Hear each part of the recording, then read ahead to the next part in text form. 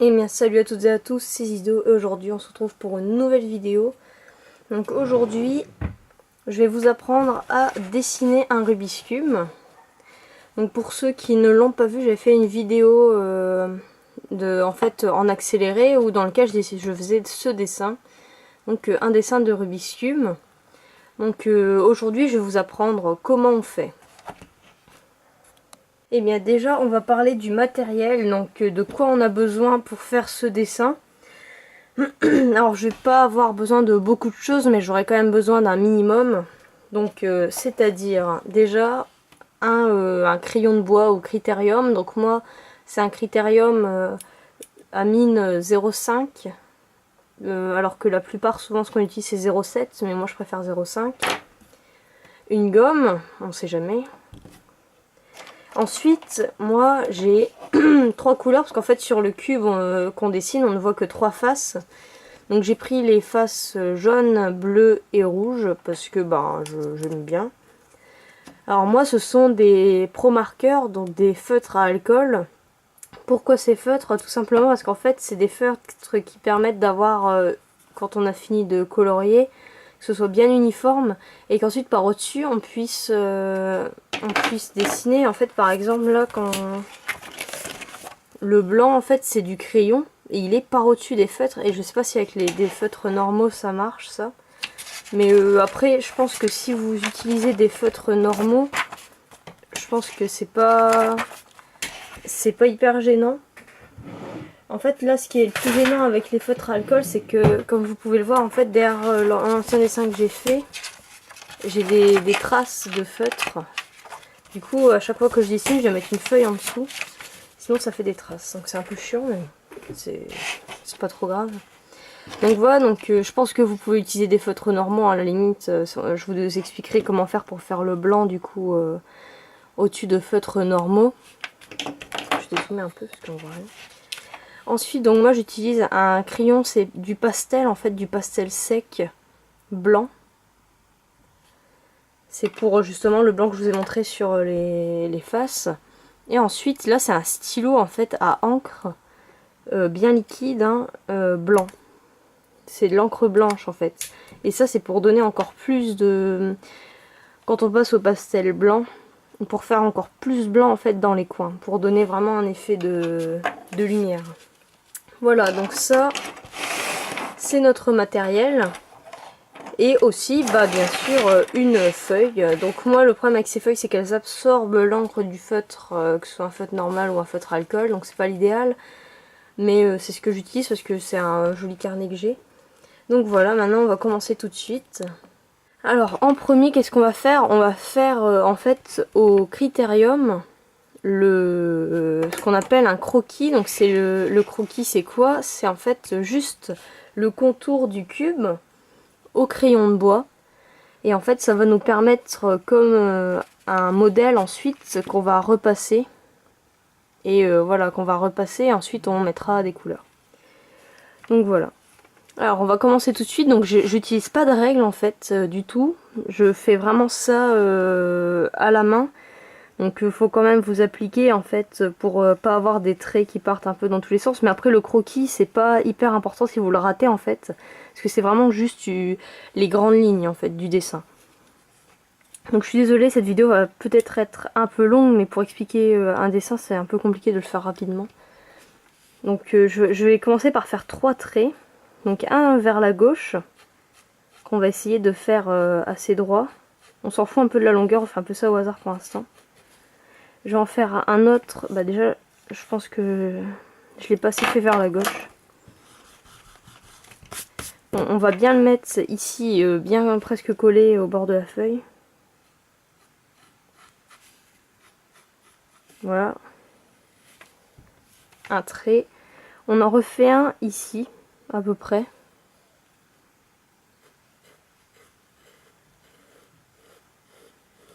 Qu'on fait un peu plus long vers le bas. Et ensuite, on va en faire un troisième ici. Donc on essaye d'avoir à peu près la même distance entre les 3 traits. Vous n'êtes pas obligé, enfin vous pouvez mesurer si vous voulez, hein, si vous voulez vraiment un truc hyper bien, hyper précis, mais c'est pas trop important. Et là ce qu'on va faire en fait c'est que celui-là au milieu on va le faire un peu plus long. Et les deux sur les côtés doivent avoir à peu près la même longueur. Donc c'est à dire par exemple là je vais pouvoir prendre une règle. Je vais essayer de mettre la règle droite. Et donc ici celui-là par exemple il doit s'arrêter là. Donc bah là c'est nickel. Et en haut pareil ils doivent... En fait ce qu'on va faire c'est que par exemple là on a ici...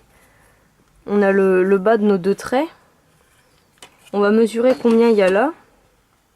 Donc là j'ai en gros j'ai 1,5 cm. Et ben il doit y avoir pareil en haut ici de ce trait 1,5 cm plus bas que les deux autres. Je sais pas si vous m'avez compris. Donc je fais ça à peu près. Hein. C'est vraiment approximatif, on s'en fout complètement. Donc je prends ça, ça à peu près là. Et en gomme. D'où l'intérêt de faire ça au crayon de bois. Donc voilà. Ensuite on va gommer nos traits qu'on a fait là parce que sinon ça va nous gêner. Voilà. À peu près. Hein. Et ensuite on va relier le bas et le haut des traits. Entre eux. Donc.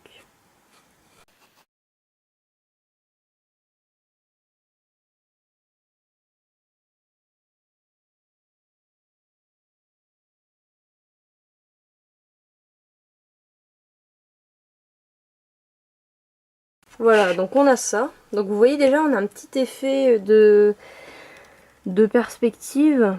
Donc c'est assez intéressant. Et maintenant ce qu'on va faire en fait c'est qu'on va partir de là. On va essayer de faire un trait qui est parallèle à celui-ci. Donc ça je vous avoue c'est compliqué. Hein. Il n'y a pas vraiment de technique pour avoir les deux traits bien parallèles. Moi je fais ça vraiment au feeling. Et on va l'arrêter là en fait. Ici. Dans la continuité de ce trait là en fait. Et ensuite on relie de là jusqu'à l'autre trait. Et normalement ça devrait être automatiquement parallèle en fait. En fait, ce qu'il faut faire c'est partir direct de là, continuer votre trait et relier les deux points et les deux points là. Parce que ce sera forcément parallèle en fait du coup. Donc ouais, je pense faites ça. Relier, enfin continuer le trait et voilà.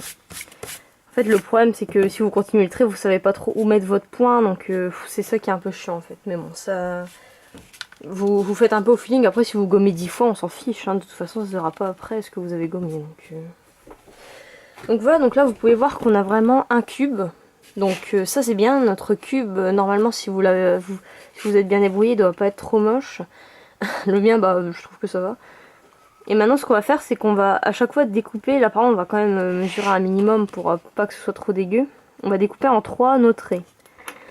Donc là par exemple j'ai un trait de 5 cm et demi. Alors je fais à la calculette hein, parce que je suis très bonne en calcul mental et ça fait 1,8. Donc j'étais pas loin. Hein. Donc là on va prendre ça là. Bon je fais à peu près, hein, on n'est pas... Voilà. Donc vous faites à chaque fois un petit repère. Et on refait... hop, voilà. Et à chaque fois. Et vous partez bien du haut de votre trait hein, parce que bon, sinon forcément ce sera faux. Et voilà. Donc du coup là c'est très simple, on va relier chacun des repères qu'on a fait. Donc reliez pas celui-là avec celui-là, hein, sinon ça va être un peu con. Mais bon vous n'êtes pas débiles.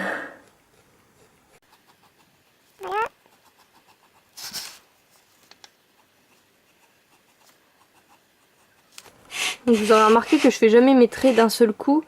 C'est pour en fait avoir le temps de rattraper si je pars dans le mauvais sens en fait. Voilà, donc maintenant on va faire pareil sur la hauteur. Hein. Dans le sens de la hauteur, donc là on a, ouais, on a 4 cm en gros. Donc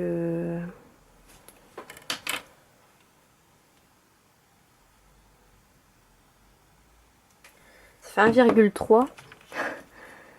Donc ouais, en gros c'est là, hop. Et ici. On fait pareil en bas, hein, encore une fois. 1,3 et 1,3. Et on fait pareil ici si on a la même longueur. Bon là j'ai un peu plus. Mais du coup je vais faire 1,4. Mais je pense que ça devra aller. Ouais, ça va peut-être faire un peu petit. C'est pas grave. Après évidemment si vous faites vos traits, il y a des cases un peu plus grandes que les autres ou quoi. Je pense que c'est pas... Regarde, là par exemple je vais décaler celui-là, je vais le mettre là plutôt. Mais je pense que c'est pas très grave. Hein. On n'est pas là pour faire une œuvre d'art. Hein. On est là pour dessiner un Rubik's Cube. Donc bon, on relie encore les traits.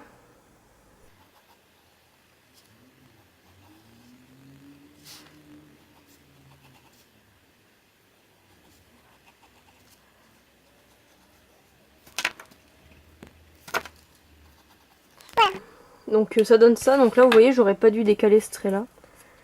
En fait, nos calculs savants étaient corrects. Donc je vais le rapprocher. Voilà. Bon, là c'est un peu mieux.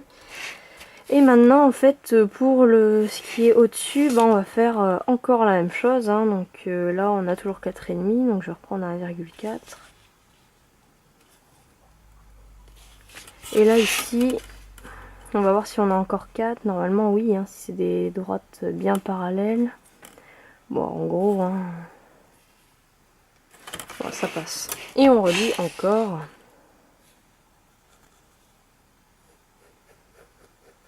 En fait, c'est là qu'il faut pas se tromper.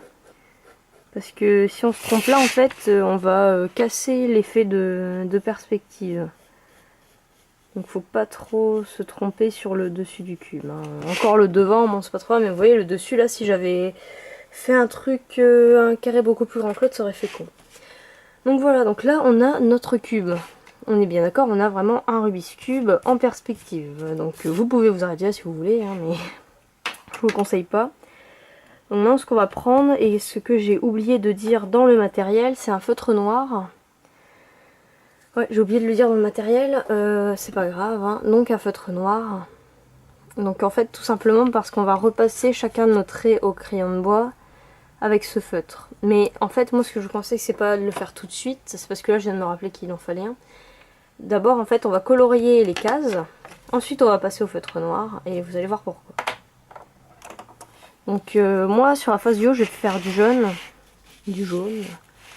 Donc moi je le mets un peu de travers le dessin pour colorier.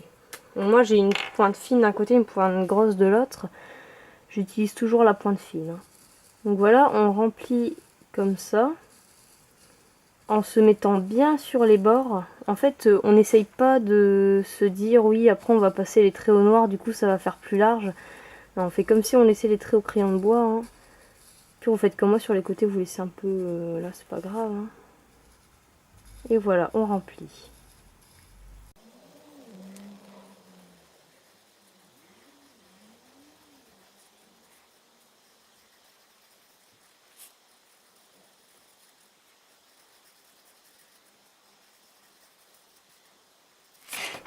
Voilà, donc j'ai fait ma face jaune.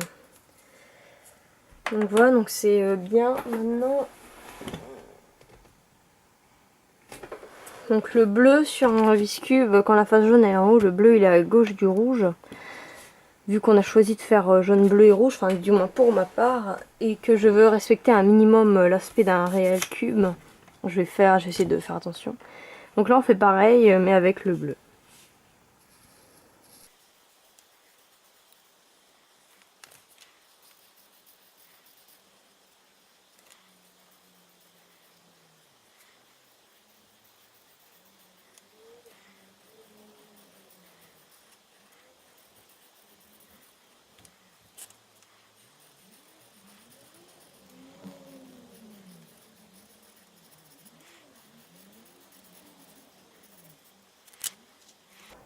Ah, donc j'ai fini le bleu, bon j'ai fait ça du mieux que j'ai pu, mais c'est un peu dégueulasse, mais ça c'est pas grave.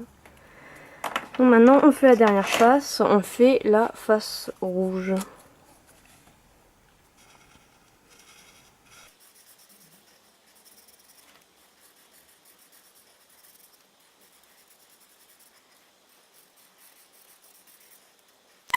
Il faut faire attention quand vous remplissez, c'est à surtout pas déborder, par exemple, encore si vous débordez sur le rouge, bon c'est pas hyper grave, mais par exemple si vous débordez sur une autre couleur, donc par exemple du rouge au bleu ou quoi, c'est un peu chiant parce qu'on peut pas trop rattraper ça, et du coup c'est vrai que ce serait un peu embêtant, donc il faut faire vraiment attention. Moi c'est ce que je fais parce que à la base je colorie pas très bien. Ça se voit sûrement là, parce que à la base, vous voyez, les Pro Markers, c'est pour pas laisser de traces. Et moi, là, on voit quand même qu'il y a des traces. Bon, après, c'est pas... on s'en fout un peu, hein, mais... C'est vraiment pour vous dire, faut faire quand même un minimum attention, parce que je pense que ce serait dommage de déborder, et soit d'avoir un dessin, du coup, pas très beau à la fin, soit de devoir tout recommencer. Voilà, on a fini les couleurs, donc vous voyez déjà, ça, moi j'aime bien, je trouve que ça fait beau comme ça. Et maintenant, du coup, on va repasser les traits au crayon bois avec notre feutre noir. Donc on va repasser de manière à ce qu'on voit pas plus du tout le blanc. Donc si vous avez laissé un blanc, n'hésitez pas à mettre du noir dessus. Donc voilà. Là pareil, il faut faire très attention, pas donner un gros coup de feutre noir sur votre dessin. Ce serait dommage. Et il faut faire aussi attention à faire des traits bien droits. Parce que ça aussi, ça pourrait tout gâcher. Donc là par exemple, vous voyez, il faut que je repasse un coup. Que j'épaississe le trait pour plus qu'on voit le blanc en fait.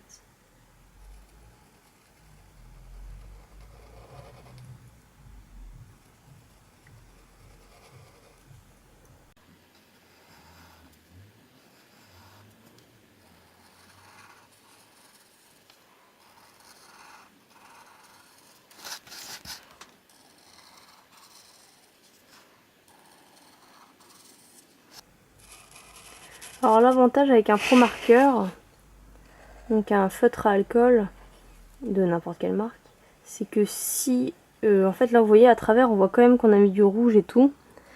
Donc ce qu'on peut faire, c'est attendre que ça sèche et repasser une couche, parce qu'en fait avec un Pro Marker, un feutre à alcool, on peut faire des nuances de couleurs avec un seul feutre.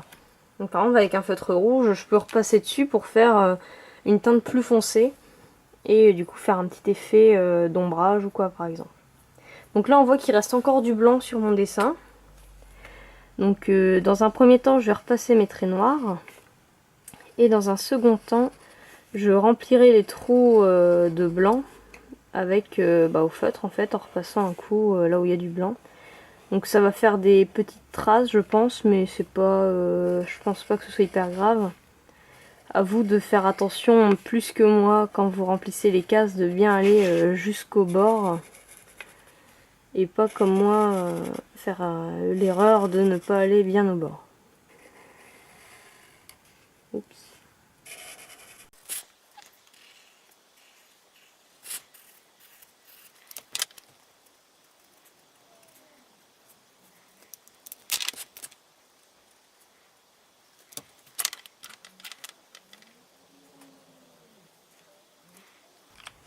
Voilà, donc là on a vraiment un cube colorié qui est pas mal je trouve, hein, personnellement.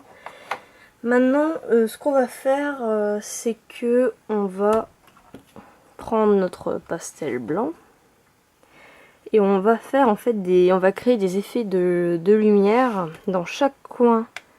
En fait on va dire que la lumière elle pointe là, du coup dans chaque coin qui s'orientera vers là, il y aura de la lumière. Donc regardez, par exemple les trois premiers c'est facile, hop, je fais bien un truc bien large, hein. Pas un trait bien uniforme, hein. Je fais vraiment un truc un peu arrondi.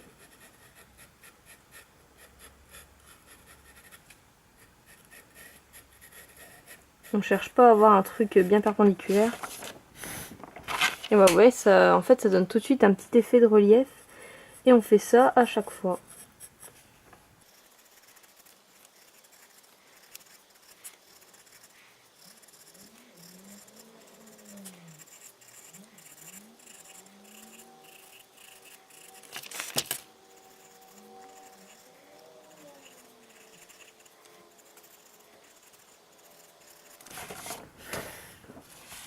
Voilà. Donc vous voyez, ça se voit direct que ça donne une impression un peu de profondeur et tout. Et pour accentuer ça, on prend notre stylo gel blanc et on va venir mettre du blanc bien brillant juste dans le coin en fait. Juste ici, vraiment un tout petit L comme ça, bien dans le coin. pour en fait bien accentuer encore la lumière. Pour bien dire qu'elle vient de là, qu'elle vient vers le coin et pas d'un autre côté, quoi.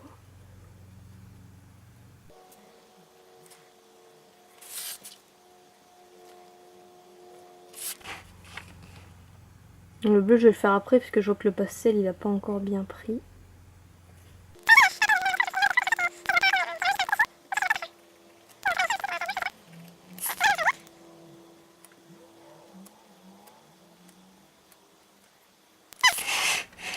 Donc on a ça à la fin. Donc vous voyez, ça brille bien, c'est parfait.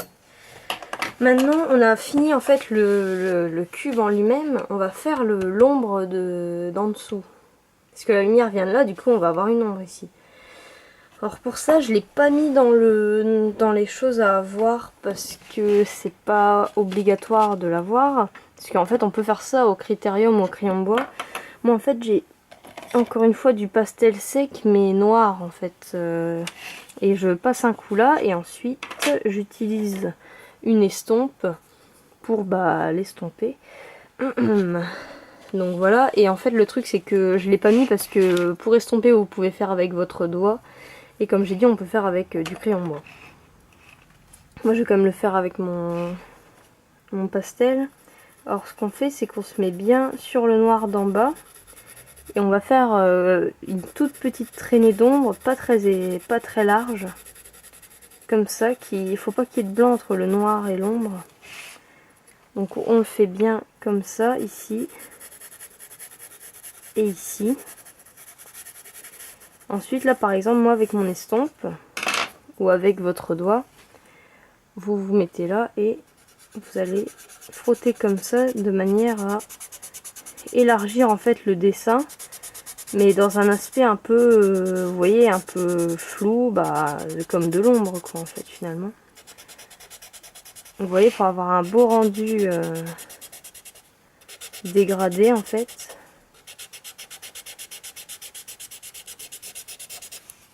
En fait on va un peu déborder aussi là et là-bas pour bien donner une impression qu'on est sur un support qui est plat. Et sinon on va avoir l'impression que vous êtes, je sais pas, sur un truc qui est en fait sur un support qui est juste de la largeur du Rubik's Cube. Ce qui n'est pas le cas. Donc si comme moi votre estompe à la base est déjà sale, elle va direct estomper, mettre du noir en fait, sans que vous mettiez du crayon en dessous. Ensuite on souffle parce que c'est du pastel. Et on a ça.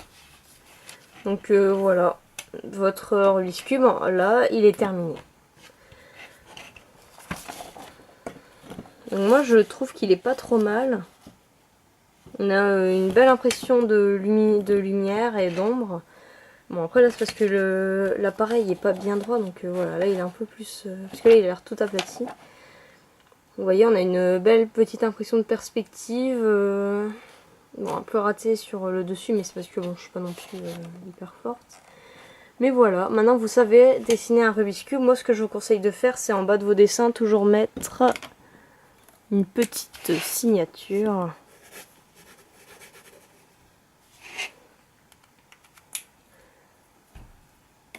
Et voilà, vous avez votre Rubik's Cube. Voilà, donc j'espère que cette vidéo vous aura plu. Je sais, elle est un petit peu longue, mais comme je vous l'ai dit, pour expliquer un dessin, on peut pas vraiment faire ça rapidement. Hein, donc j'ai préféré le faire en fait avec vous, pour que vous voyez bien et tout. Donc voilà, regardez, heureusement que j'ai mis la feuille en dessous, parce que ça aurait fait encore une page de raté, de gâcher. Donc voilà, j'espère que cette vidéo vous aura plu. N'hésitez pas à aimer, à vous abonner, ou à... voilà. Allez, salut tout le monde!